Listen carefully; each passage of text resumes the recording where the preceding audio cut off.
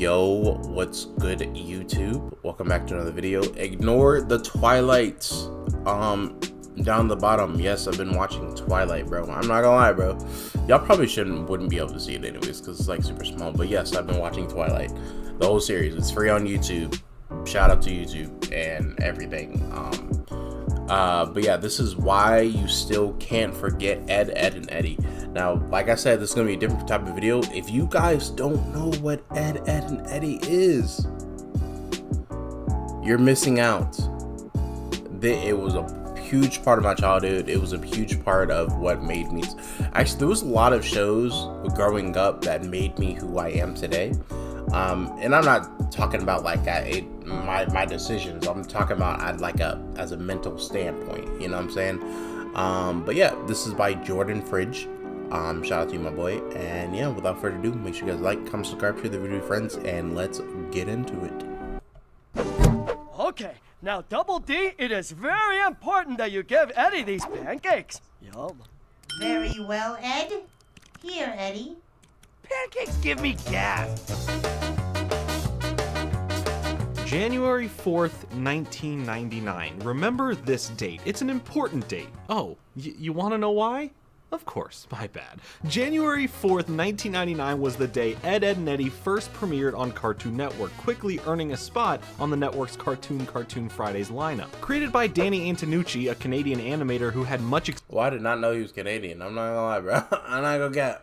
I did not know he was Canadian, bro. So you learn something new every day. Experience with hand-drawn animation, struck a deal with Cartoon Network to produce his show, Ed, and Eddy, as long as he maintained creative rights to the series. He wanted to tone his work down from the more edgier and more adult stuff like Lupo the Butcher and something more personal to him. A show that gave us a look into the basic everyday kid at the time, once you take away the cartoon slapstick fantastical comedy, and I think it's something kids can still relate to today. The lives and days of kids getting into random situations with other kids in the cul-de-sac. It didn't have flashy visuals or some crazy attention-grabbing gimmick. It really never needed any of it. It was like, I'm not gonna lie, Ed and Eddy was so different for its time, bro. Like, it was so ahead of its time. Even now, bro. It was the certain episodes. Some of those episodes cracked me up. I'm not gonna lie, but some of those episodes, certain episodes, really like legit teach you something about like life. You know what I'm saying? Like, as a kid, right?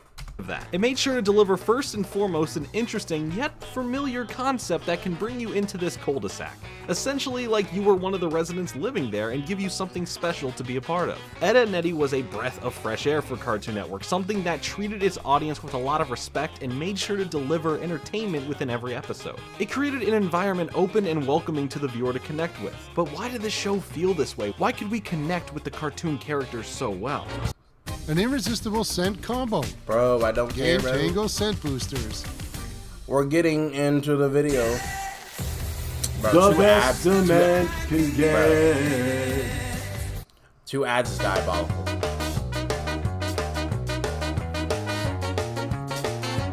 Awesome, Kev. The cul-de-sac crew, chat. Run! Run for your lives! Wipe out! Not cool. We follow 3 main characters. Ed, who was a slower kid, but his mind was filled beautifully and creatively. Double D was the smart kid who had germophobia and OCD, resulting in them not really fitting into any certain mold. And Eddy, the self-given title leader of the trio, who would usually be the mastermind scam artist in every situation. Yeah, I'm not gonna lie. Eddy was a jerk, bro. Eddy was a jerk. Let's be honest, chat. Like, we're gonna get that out the way. Any way to get a quick quarter. They would always clash with the rest of the kids in the cul-de-sac who all portrayed varying tropes, like Kevin, the cooler, more athletic kid who really wasn't a bully but would often threaten to beat up the Eds if they got out of line. Naz, who was the love interest that none of the Eds would ever get, plays this shy but also really popular girl. Sarah, Ed's baby sister, was always the big jerk trying to boss around Ed and the rest of the trio. Dude, can we talk about that, bro? I'm sorry, chat. Like, if you have like an annoying golly, I can't talk. If you have an annoying sibling, bro, you can probably relate to this, bro. I'm not gonna lie, bro. Sarah was the bane of my existence watching the show, bro. She was that annoying. I'm not gonna lie, she was that annoying. She was. Let's cut that out. She was. anything, every little thing that like the Eds would do, she would just complain about, bro. It was so dumb. I'm not gonna lie. Serving as the regular antagonist of most of their plans. She usually hung out with Jimmy, a sensitive kid with some serious headgear for fixing his teeth. These two were the show's dynamic duo, most often not seen apart. Johnny was the loner kid who also wasn't the brightest and spoke to an inanimate piece of wood known as Plank. But yeah, bro, Johnny was a crazy one. I'm not gonna lie, chat. The whole episode, he's at like the whole like not even the whole episode, the whole series. It's literally they're like Johnny never gets rid of the piece of wood, bro. He still talks to him to this day, bro. He still talks to that piece of wood throughout the whole series, bro. It's actually hilarious. There's Plank. He's a piece of wood. But are there darker motives at play? No, there is. Rolf, the kid from out of the country, and most notably for the show's most Rolf, my man, bro. Yo, Rolf was my favorite character out of the show. Famous quotable lines, always brought an interesting perspective to any situation he was a part of. And of course,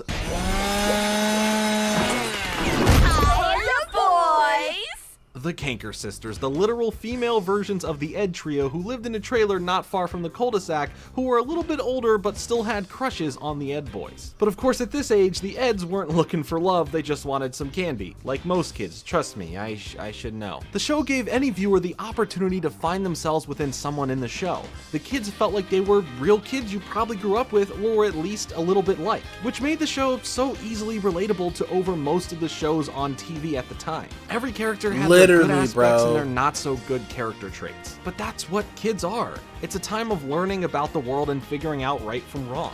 Most of the kids were just looking for something to do, or they just wanted some jawbreakers. It really wasn't too much deeper than that. Bro, mainly, like, the whole show is literally evolved around getting jawbreakers, bro. There was no ulterior motive, no nothing else. They was not trying to take over the neighborhood. They just wanted candy, bro.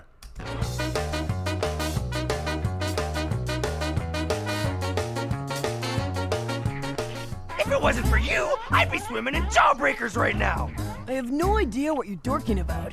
Oh, you know what I'm dorking about. Put it behind you, Eddie. This was all just an unfortunate, unforeseen circumstance. When it comes to the look of the show, they went with this very interesting look that not only sticks out as something special for the show, but added to the world of the show and kind of became its own character. This mimicked the tone that the show was going for. It's almost this dreamlike playground of imagination. The outlines of expressive thought, the pages ripped from your mind splattered onto the screen. You see, Eddy and Eddy was the last major produced animated show to use traditional cell animation, opting to in the later half. That's what I read upon. They like, and if you guys don't know what that is, it's mainly they just draw everything out. They don't use nothing digital. Well, obviously they have to use some stuff digital, I think, just to like to print it out.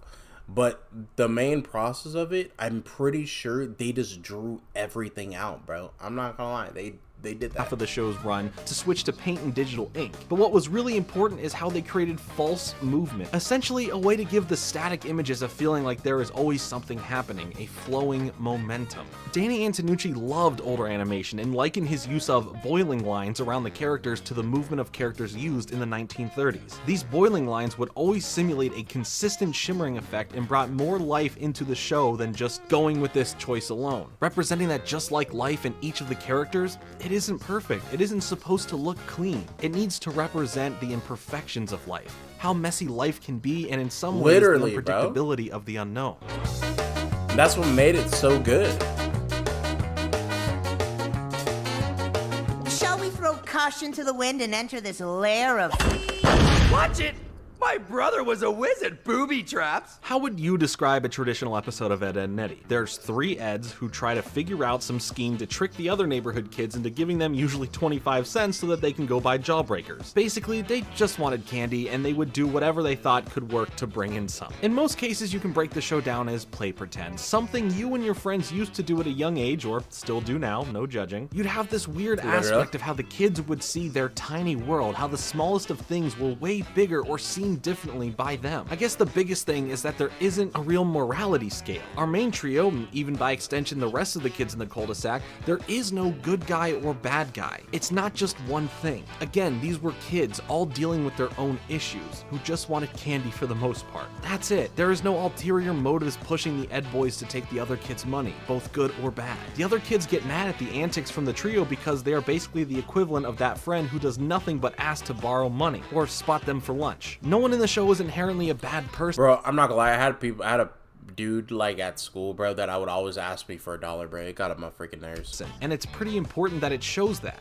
Every character has their moments depicting good and bad acts and the following results or consequences because of them. The way the creative mind a kid would have, the imagination was shown in the most realistic way too. How would you tell a story to convince another person something is real and then go and prove it just to be right? What would you and your friends build in lieu of entertainment? Or in most of the cases, once again, some quarters to go buy some candy. The show wasn't afraid to have big, grand ideas built by the structure of something so small, the simplest of ideas becoming an episode's main adventure. It was a charm that felt real, something we all for the most part experienced growing up, and something that at any age can bring you back to these moments in your life. This is why creativity, the spark to create something, is so... I'm not gonna lie, bro, Ed and Eddy was just so different. Mind you, I did love Steven Universe, I loved Adventure Time, I do love Regular Show. Over the Garden Wall is very good. If you guys have never watched Over the Garden Wall, it's a Cartoon Network classic. Kind of classic. It's not like too classic. It's still, it was like when it made before Cartoon Network went to crap. I think it was one of the last cartoons made before it went to crap. It was pretty good. I'm not gonna lie. It was like around that era of Cartoon Network. It was like, I don't know how to explain it. It was like emotional, and it was very in depth, and they wasn't afraid to like go to dark places if they needed to, bro. Important and amazing to see shown to a younger generation, mind you, just to tell a story, which I thought that was phenomenal that they used to do that. Future creators to even now as an adult still finding something to take away. Oh yeah, and Chowder was great too, bro.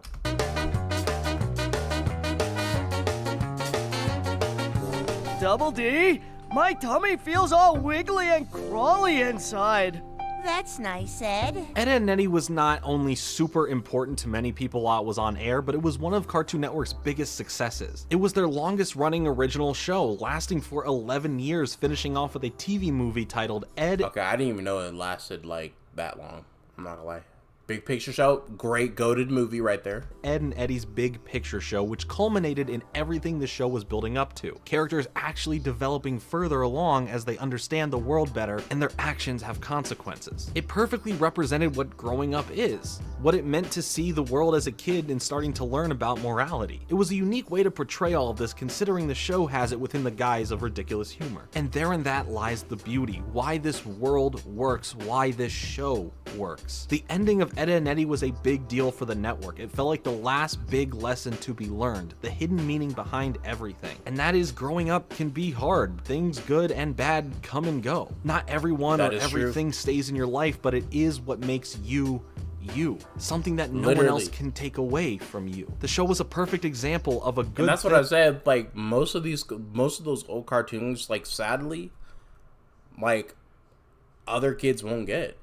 And it sucks because like some of y'all probably didn't get a chance to watch those cartoons, and like and the reality of those older cartoons is that they taught you stuff about life. They taught you stuff about life that nowadays you can't get because of a certain person. I'm not gonna get into politics anyways, but like, you can't get because they, you know, most of the studios shut down and they just moved on, and they just, you know, they got into stuff, you know, they got into other stuff. And sadly, it's just, you know, it's unfortunate that you guys can't experience, some of you guys can't experience.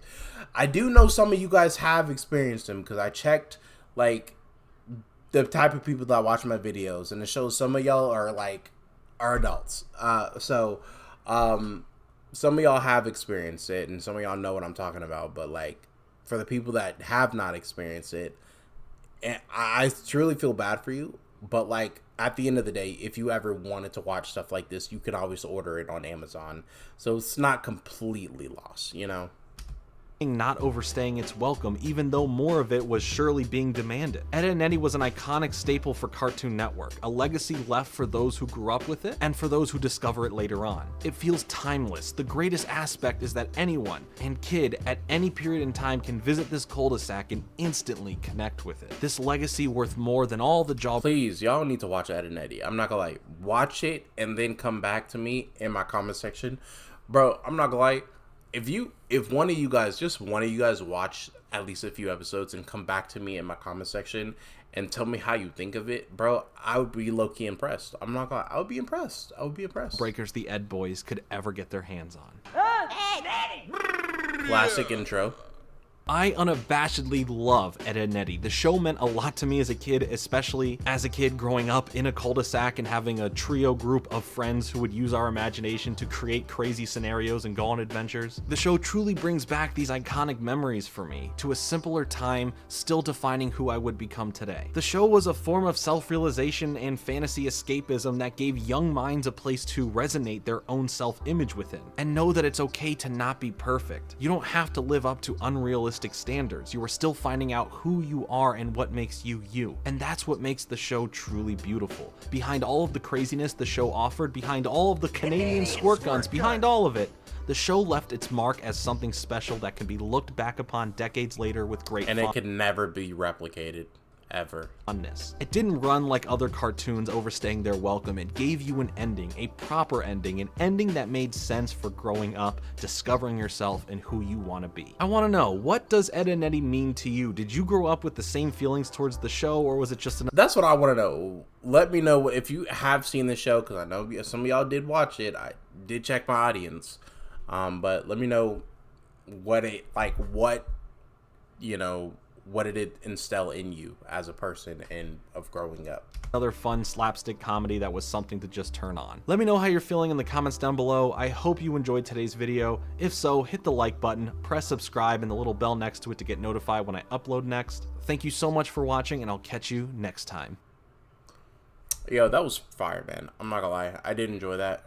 Make sure you guys like, comment, subscribe, share the video with your friends.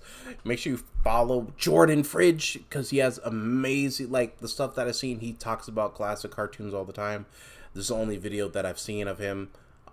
So if you guys want more of this, let me know, and then we'll continue it. But yeah, without further ado, I'll see you boys in the next video.